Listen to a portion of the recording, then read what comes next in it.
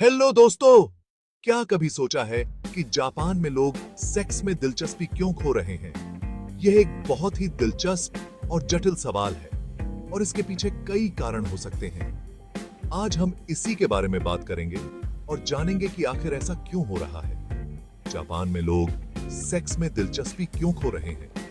यह सवाल न केवल जापान के लिए बल्कि पूरी दुनिया के लिए एक महत्वपूर्ण मुद्दा बन गया है। आइए इस पर गहराई से नजर डालते हैं। आज हम इसी के बारे में बात करेंगे। यह समझना जरूरी है कि यह समस्या केवल व्यक्तिगत नहीं है बल्कि सामाजिक और सांस्कृतिक भी है। तो चलिए शुरू करते हैं। सबसे पहले हम जापान की जनसंख्या के बारे में बात करेंगे। सबसे पहले जापान की आबादी बड़ी तेजी से बूढ़ी हो रही है।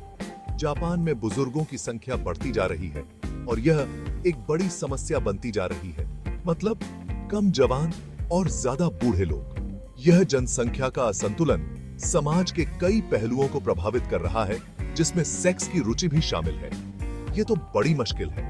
जब समाज में बुजुर्गों की संख्या बढ़ती है तो यह स्वाभाविक है कि सेक्स में रुचि कम हो जाती है और जैसे जैसे लोग बूढ़े होते हैं वैसे वैसे सेक्स करने का मन भी कम होता जाता है। यह एक प्राकृतिक प्रक्रिया है, लेकिन इसका समाज पर गहरा प्रभाव पड़ता है। दूसरी वजह है काम का बोझ। जापान में काम का दबाव बहुत ज्यादा है। जापानी लोग काम को सबसे ऊपर रखते हैं। उनके लिए काम ही सब कुछ है और यह उनकी जीवन शैली का एक महत्वपूर्ण हिस्सा है। दिन रात बस काम ही काम। इस कारण से उनके पास अपने लिए समय नहीं बचता। अपने लिए तो वक्त ही नहीं बचता। यह तनाव और थकान का कारण बनता है। इससे जिससे सेक्स में रुचि कम हो जाती है। इससे तनाव होता है, थकान होती है और फिर सेक्स में मन ही नहीं लगता। यह एक बड़ी समस्या है जो समाज के कई हिस्सों को प्रभावित कर रही है। तीसरी बात यह है कि आजकल के जवानों का सोचने का तरीका अलग है। वो रिलेशनशिप और सेक्स को इतना जरूरी नहीं समझते। उनके लिए करियर और अपनी आजादी ज्यादा मायने रखती है। उनके लिए करियर और अपनी आजादी ज्यादा मायने रखती है। यह एक नई सोच है जो समाज में बदलाव ला रही है और एक वजह यह भी है कि टेक्नोलॉजी और इंटरनेट की दुनिया में लोग ज्यादा डूबते जा रहे हैं। चौथी वजह है वहां की सोशल लाइफ। जापान में सोशल लाइफ बहुत ही जटिल है। जापान में डेटिंग और रिलेशनशिप बनाना बहुत मुश्किल हो सकता है। लोग वैसे ही थोड़े शर्मीले होते हैं और ऊपर से सोसाइटी के बनाए नियम भी बहुत सख्त हैं। वैसे ही थोड़े शर्मीले होते हैं और ऊपर से सोसाइटी के बनाए नियम भी बहुत सख्त हैं। यह डेटिंग को और भी मुश्किल बना देता है, तो रिश्ता बनाना बहुत मुश्किल हो जाता है।